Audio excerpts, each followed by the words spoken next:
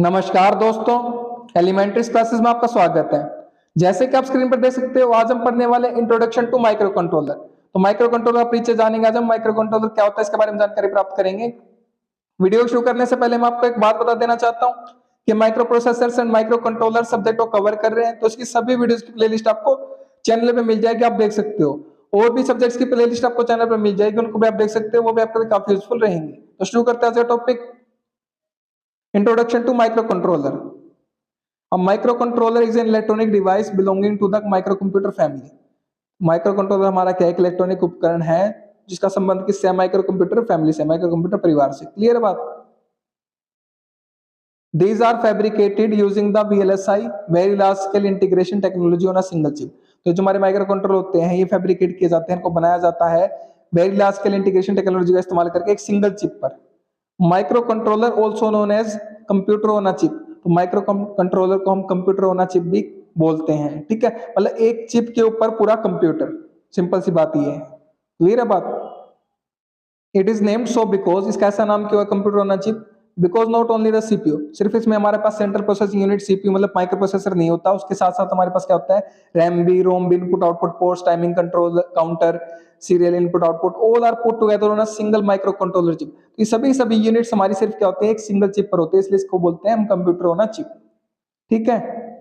A microcontroller also called as an embedded controller because the microcontroller and its port circuit are often built into or embedded in the devices they control.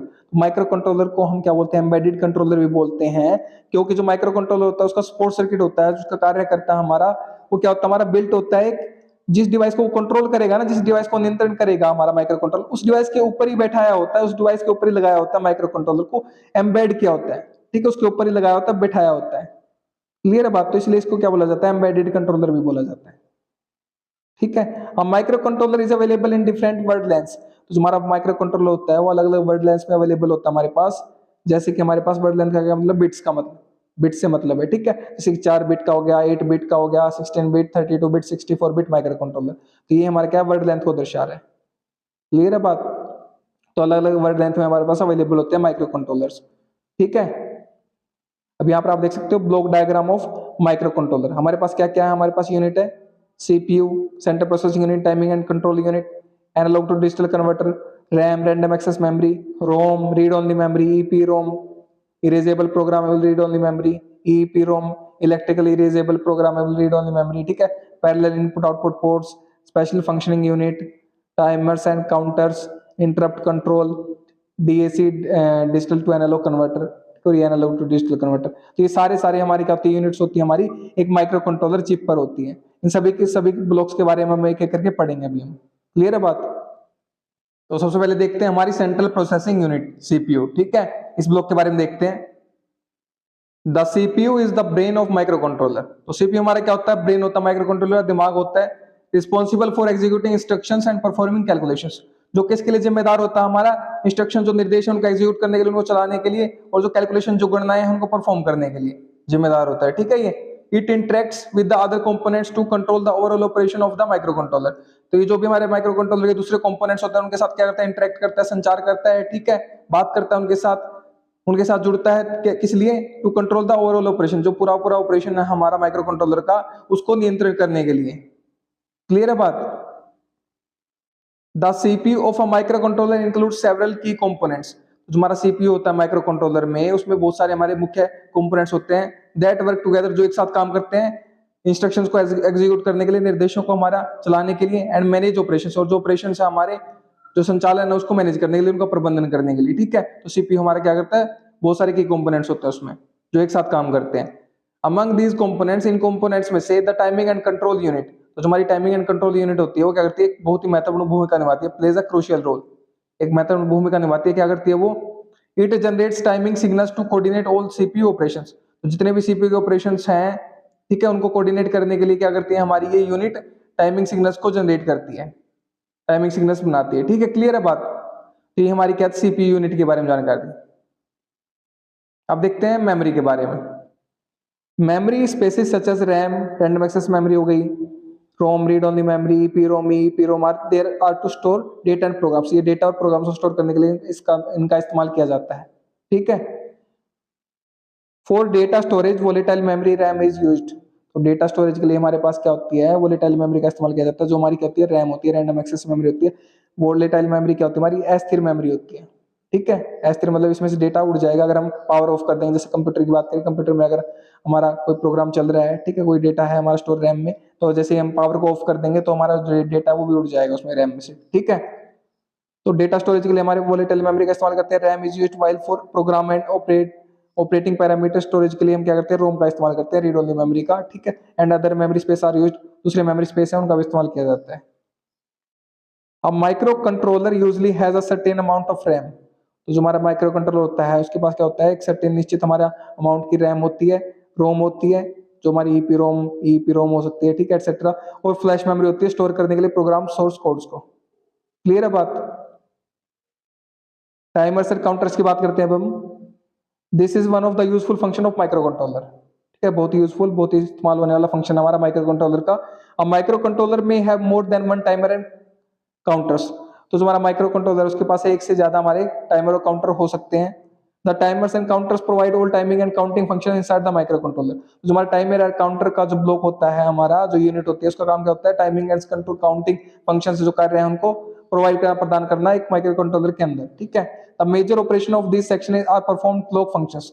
जो हमारा major operation होता है, जो बड़ा operation, जो बड़ा कार्य होता है इस सेक्शन का, हमारा टाइमर्स एंड काउंटर सेक्शन का क्या होता है, परफॉर्म करना क्लॉक फंक्शंस को, मॉड्यूलेशंस को, पल्स जनरेशंस को, फ्रीक्वेंसी मेजरिंग को, ऑसिलेशंस को मेक करना, ठीक है, एटसेट्रा। क्लियर है बात। तो ये सारा फंक्शनिंग किसका होता है, टाइमर्स एंड काउंटर्स का। This also can be used for counting external pulses. तो एक्सटर्नल जो पल्सेस होती है उनको भी काउंट करने के लिए इसका इस्तेमाल किया जा सकता है, जो बाहरी पल्सेस होती है। ठीक है, there is a watchdog timer. अब watchdog timer is the portion of the hardware. तो जो हमारा वॉच डॉग टाइमर होता है वो क्या होता है, हार्डवेयर का पोर्शन होता है, that can be used to automatically detect software anomalies malfunction. जो सॉफ्टवेयर की जो एनोमलीज माल फंक्शन है, जो कमियां हैं, उनको ऑटोमेटिकली स्वचालित रूप से हमारा डिटेक्ट कर सकता है, पता लगा सकता है, रिसेट कर सकता है प्रोसेसर को इफ एनी होकर, अगर जरूरत है तो। अगर कोई एनोमलीज या माल फंक्शन आ जाता है हमारा सॉफ्टवेयर में, तो रिसेट कर सकता है हमारा प्रोसेसर को ऑटोमेटिकली तरीके से। क्लियर है बात। नेक्स्ट ब्लॉक की बात करें, नेक्स्ट यूनिट की बात करें, parallel input and output ports. ठीक है, parallel input and output ports are mainly used to drive interface various devices such as. तो जो हमारी अलग अलग डिवाइसेस उपकरण है, जैसे कि एलसीडीज हो गई, एलईडीज हो गई, प्रिंटर्स, मेमोरी एक्सेट्रा, उनको इंटरफेस करने के लिए, उनको जोड़ने के लिए माइक्रो कंट्रोलर से इनका इस्तेमाल किया जाता है, पैरेलल इनपुट आउटपुट पोर्ट्स का। ठीक है, नेक्स्ट सेक्शन की बात करें, serial ports. Serial ports provide various serial interfaces between a microcontroller and other peripherals like parallel ports। तो जो हमारे सीरियल पोर्ट्स होते हैं बहुत सारे हमारे सीरियल इंटरफेसेस को प्रदान करते हैं, हमारे प्रोवाइड करते हैं एक माइक्रो कंट्रोलर के बीच में और अदर पेरिफेरल्स के बीच में। ठीक है, इनपुट आउटपुट डिवाइसेस के बीच में, जैसे कि हमारे पैरेलल पोर्ट्स के बीच में। ठीक है, क्लियर है बात। इंटरप्ट कंट्रोल की बात करें, the interrupt control used for providing interrupt delay. तो हमारा इंटरप्ट कंट्रोल होता है वो डिले प्रोवाइड, देरी प्रोवाइड करने के लिए, देरी प्रदान करने के लिए इस्तेमाल किया जाता है उसका। ठीक है, इंटरप्ट करने के लिए, एक तरह से रुकावट करने के लिए, फॉर अ वर्किंग प्रोग्राम, एक जो वर्किंग प्रोग्राम चल रहा है हमारा उसके लिए डिले प्रोवाइड करने के लिए। ठीक है, द इंटरप्ट में भी एक्सटर्नल, इंटरप्ट हमारा एक्सटर्नल भी हो सकता है, बाहरी भी हो सकता है, activated by using interrupt pin. जो इंटरप्ट पिन होती है हमारे, उसका इस्तेमाल करके हम क्या कर सकते हैं, एक्टिवेट कर सकते हैं हमारे इंटरप्ट को। या फिर internal by using interrupt instruction during program, programming के दौरान इंटरप्ट इंस्ट्रक्शन का इस्तेमाल करके हम इंटरप्ट कर सकते हैं। ठीक है, नेक्स्ट बात करें स्पेशल फंक्शनिंग ब्लॉक। विशेष हमारा फंक्शनल ब्लॉक होता है हमारा, some micro controller used only for some special application. कुछ जो माइक्रो कंट्रोलर्स होते हैं हमारे, वो सिर्फ विशेष एप्लीकेशन के लिए उनका इस्तेमाल किया जाता है, जैसे स्पेस सिस्टम में, रोबोटिक्स में। These controllers containing additional ports. तो इन जो कंट्रोलर्स होते हैं इनमें एडिशनल पोर्ट्स होते हैं। ठीक है, to perform such special operation. ये स्पेशल जो विशेष ऑपरेशन होते हैं इनको परफॉर्म करने के लिए कुछ एडिशनल इनमें पोर्ट्स होते हैं माइक्रो कंट्रोलर्स में, जो स्पेशल फंक्शन के लिए यूज होते हैं, विशेष कार्यों के लिए यूज होते हैं। ठीक है,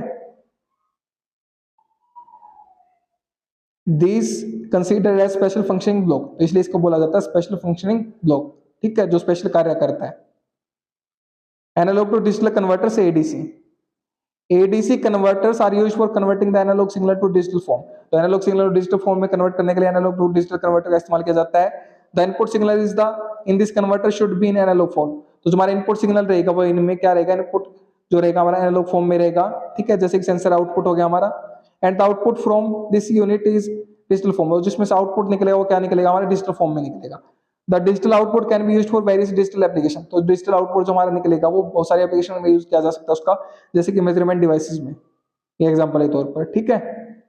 अब बात करते हैं digital to analog converter DAC की। DAC perform reversal operation of ADC conversion. तो जो हमारा काम एडीसी करता है, एनालॉग टू डिजिटल कन्वर्टर करता है, उसका उल्टा काम रिवर्स काम करता है हमारा डिजिटल टू एनालॉग कन्वर्टर, ठीक है। ये क्या करता है, डिजिटल को एनालॉग में कन्वर्ट करता है, डिजिटल सिग्नल को। DAC converts the digital signal into analogue format, ठीक है, एनालॉग फॉर्मेट में कन्वर्ट कर देता है डिजिटल सिग्नल को। It usually used for controlling analogue devices. इसका आमतौर पर इस्तेमाल कहाँ किया जाता है, एनालॉग डिवाइसेस को कंट्रोल करने में, जैसे कि डीसी मोटर्स को, वेरियस ड्राइव्स एटसेट्रा, ठीक है, वेरियस ड्राइव्स, बहुत सारी ड्राइव्स या फिर एटसेट्रा, बहुत सारे कार्यों में इसका इस्तेमाल किया जा सकता है। क्लियर है बात। तो पढ़िए और पढ़ाइए, अपने दोस्तों शेयर कीजिए वीडियो को, ताकि उनकी भी हेल्प हो सके। अगर आप शेयर कर रहे हैं तो आप उनको पढ़ा रहे हैं, मैं नहीं पढ़ा रहा, आप उनकी हेल्प कर रहे हैं, मैं नहीं कर रहा।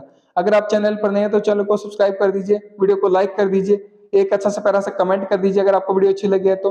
और हाँ, अगर आपको इसके नोट्स चाहिए तो वीडियो के नीचे डिस्क्रिप्शन में आपको नोट्स के लिए लिंक मिल जाएगा, वहां से आप नोट्स का एक्सेस कर सकते हैं। मेरे साथ वीडियो में अंत तक बने रहने के लिए धन्यवाद। Thank you so much again.